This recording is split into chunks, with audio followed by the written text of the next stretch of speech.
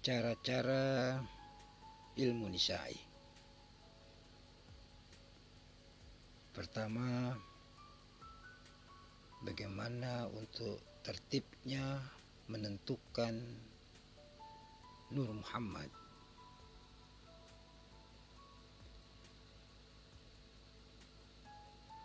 Sewaktu Nur Muhammad mulai keluar dari aras atau otak, dia itu menyerupai huruf alif atau air mani daripada ayah kita itu dia mulai lepas dari otak atau Baitul Arsila itu dengan menyerupai huruf alif dengan kalimat Allahu Allahu Allah.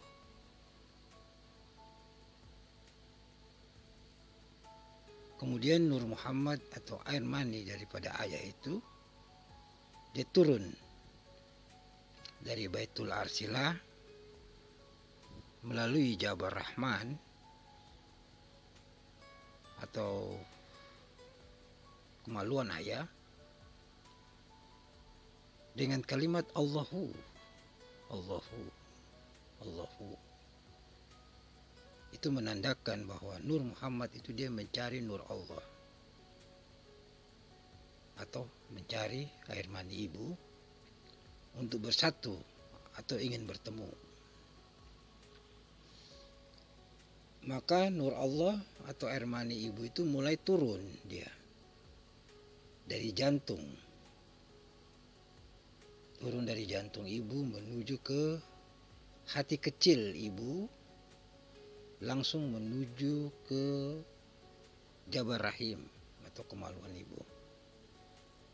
Dengan membaca kalimat yang sama, Allahu Allahu Allahu, yang artinya air mani ibu juga ingin bertemu dengan air mani daripada ayah untuk menjalankan agama yang sebenar-benarnya. Kemudian setelah Nur Allah dia menerima Nur Muhammad atau air mani ibu menerima air mani ayah, maka kedua-duanya dia berangkat bersama-sama menuju ke pusat dengan membaca La haula wa la quwata illa billahil aliyil azim. Nah, mereka ke pusat ini, kedua nur ini sama-sama membaca Yahu Yahu Yahu.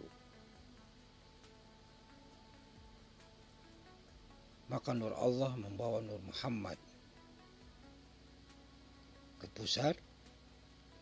Kemudian Nur Allah membawa Nur Muhammad menuju ke hati kecil yang disebut fi lauhil mahfud. Adapun keberangkatan daripada pusat menuju ke hati kecil ibu ini dengan menyerupai huruf hadada. Karena Nur Allah itu dia berada di atas,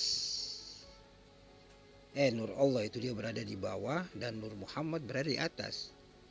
Jadi berbentuknya seperti hadada. Nah, kemudian daripada itu maka terjadi tapisan daripada kedua nur atau kedua air mani ini kembali mendapat kehalusan. Nah, tapisan pada kedua nur itu dengan membaca am, im, Nah, setelah selesai tapisan pada kedua nur itu, maka Nur Muhammad dia ingin kembali menuju ke Baitul Arsilah atau kembali ke otak daripada ayah kita.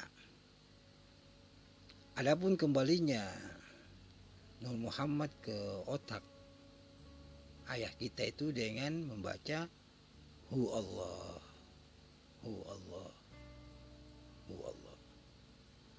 Maka Nur Allah ingin juga berangkat bersama-sama dengan Nur Muhammad menuju ke Baitul Arsilah atau ke otak daripada ayah kita. Nah, sewaktu Nur Allah dia menerima Nur Muhammad dari pintu rahim, lalu Nur Allah membawa Nur Muhammad dari pintu rahim dengan menyerupai huruf hadada, karena Nur Allah dia menyerupai huruf mim, dan Nur Muhammad itu dia menyerupai huruf alif. Jadi huruf alif dia masuk ke dalam huruf mim sehingga menyerupai huruf hadada. Nah, dan sebelum tapisan kedua nur itu, maka Nur Allah dia membawa Nur Muhammad mengelilingi dari pusat ke hati kecil ibu, dan dari hati kecil ibu menuju ke jantung, kemudian menuju ke pusat lagi, sehingga berturut-turut selama 7 kali dengan membaca Allahu, Allahu, Allahu sampai selesai. Nah, setelah selesai mengelilingi dari pusat sampai kembali lagi ke pusat lagi itu, maka tapisan daripada kedua nur itu dia terbagi menjadi 3 bagian, yaitu yang pertama nur yang suci, yang kedua nur yang kotor, dan yang ketiga adalah iman. Bahwa nur yang suci itu dia akan menjadikan manusia dan dipindahkan oleh Allah dan Muhammad ke aras Baitul Arsilah. Sedangkan nur yang kotor dia akan menjadi haid atau nifas dan dipindahkan oleh Allah dan Muhammad ke bumi. Sedangkan iman adalah untuk menjaga kedua nur itu agar tidak bercampur antara yang kotor dengan yang suci. Jadi yang suci tadi untuk menjadikan roh dan jasad dan menjaga hidup dan mati. Sedangkan yang kotor tadi adalah untuk menjadikan haid, wiladah, nifas, junub dan jinabat.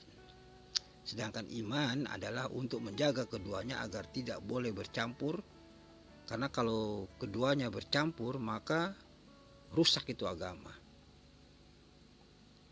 Nah, maka sesuai dengan penjelasan ini, bila istri sedang mendapat haid, jangan sekali-kali kita bercampur dengan istri.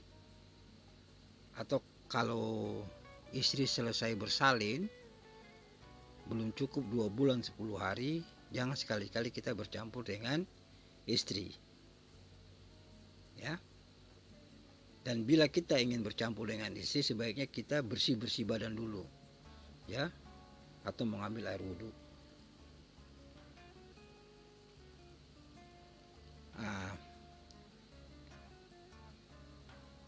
Adapun yang dimaksud dengan istinja ma'rifat, ini penting sekali. Istinja ma'rifat itu adalah istinja sewaktu tidur dengan istri. Ya. Ketika air mani atau nur dia keluar, maka kita harus menjaga di situ. Ya.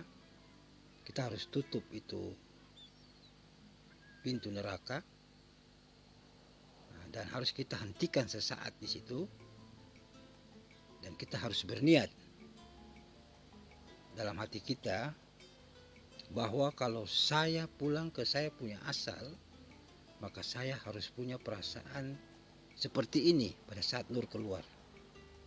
Jadi ketika kita akan pulang, kita harus mempunyai perasaan bahagia seperti ini. Ya. Nah, itu dijaga di situ.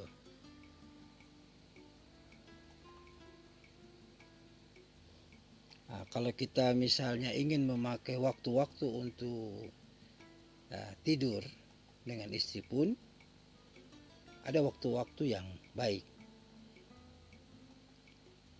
Bisa 1 minggu 3 kali. Kalau hari Jumat itu tepatnya harus jam 12 siang. Ya, sampai dengan jam 12 siang juga. Jam 12 siang sampai dengan jam 2 siang maksud saya. Ya. Saat sholat Jumat itu, di situ kita jaga di situ. Antara jam 12 sampai dengan jam 2. Kalau waktu yang kedua itu malam Senin. Jadi mulai dari terbitnya fajar sampai dengan jam 6 pagi. Kita jaga di situ juga. Dan ada waktu yang ketiga kalau mau kita jaga adalah pada hari Rabu antara jam 2 siang sampai dengan jam 5 sore. Itu waktu-waktu yang dianjurkan karena terkait dengan waktu-waktu yang kita lakukan juga pada saat kita melakukan ibadah haji. Jadi waktu-waktu untuk kita ingin bertemu. Ya. Nah, bertemu itu maksudnya ada cara kita bisa melihat roh kita dengan dua mata jahir kita. Bagaimana cara melihat roh atau nyawa dengan kedua mata jahir kita? Yaitu pada waktu tidur dengan istri, jam-jam yang tadi saya sebutkan itu. Nah, sewaktu air mani atau nur dia mau berjalan, kita harus janji dulu kepada istri bahwa jangan dia itu miring kiri atau miring kanan. Ya, dia betul-betul harus melihat. Dia melihat kita dan kita melihat dia. Baru bisa kita melihat roh kita secara nyata. Ya. Ada hal penting yang harus kita janjikan kepada istri kita atau kita niatkan berdua bahwa sebelum tidur itu dengan istri itu kita harus bermufakat bersama bahwa istri itu adalah Tuhan dan kita laki-laki ini adalah Nabi Muhammad.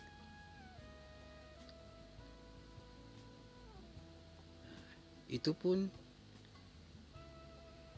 yang kita pakai bahwa kita punya ibu itu adalah Tuhan, sedangkan kita punya bapa itu adalah Nabi Muhammad. Karena setiap orang, ya, kalau dia itu laki-laki, ketika dia sudah jatuh pada waktunya dia nikah, masuk ke dalam ijab kabul, ya, setelah ijab kabul maka dia akan ditingkatkan ke pihak nabi atau rasul. Nah, kemudian seorang wanita jika dia sudah memiliki suami, maka dia itu ditingkatkan kepada Tuhan. Ya. Jadi oleh karena itu di pihak laki-laki itu ada Nur Muhammad, sedangkan di pihak wanita itu ada Nur Allah.